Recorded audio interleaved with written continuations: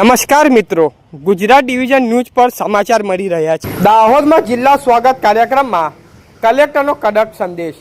સ્થળ મુલાકાત વગર સમસ્યાનો નિકાલ શક્ય નથી। દાહોદ જિલ્લા સેવા સદન ખાતે જિલ્લા કલેક્ટર યોગેશ નિરગુંડેની અધ્યક્ષતાના હેઠળ જિલ્લા સ્વાગત કાર્યક્રમ યોજાયો હતો।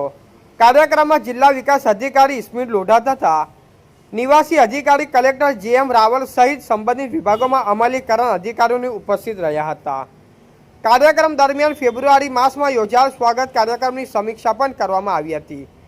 આ વખતે કુલ 3 અરજદારો દ્વારા 3 પક્ષનો રજૂ કરવામાં આવ્યા હતા, જેમાં ફતેપુરા તાલુકાના નાની રેલપુરા ગામમાં નળ સે જલ યોજનાનો લાભ ન મળવાનો મુદ્દો, દેવગઢ બારિયા તાલુકાના પીપલોદ ખાતે જમીન ક્ષેત્રફળ સુધારવાનો પ્રશ્ન તેમજ દાહોદ તાલુકામાં સોસાયટી વિસ્તારમાં ભૂગર્ભ ગટર સસ્તા રિપેર કચરો ઉઠાવવાની વ્યવસ્થા સંબંધિત પ્રશ્નો સામેલ હતા। કલેક્ટરશ્રીએ તમામ અરજદારોની રજૂઆત ધ્યાનપૂર્વક સાંભળી સંબંધિત અધિકારીઓને તાત્કાલિક કાર્યવાહી કરવા સ્પષ્ટ સૂચનાઓ આપી। તેમણે ખાસ ભાર મૂક્યો કે અધિકારીઓ સ્થળ પર જઈને રૂબરૂ તપાસ કરીને કામગીરી ચકાસણી કરવી અત્યંત આવશ્યક છે।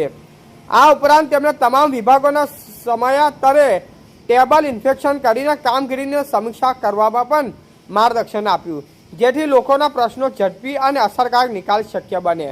રિપોર્ટર વિપુલ કુમાર બારિયા, પીપલોદ।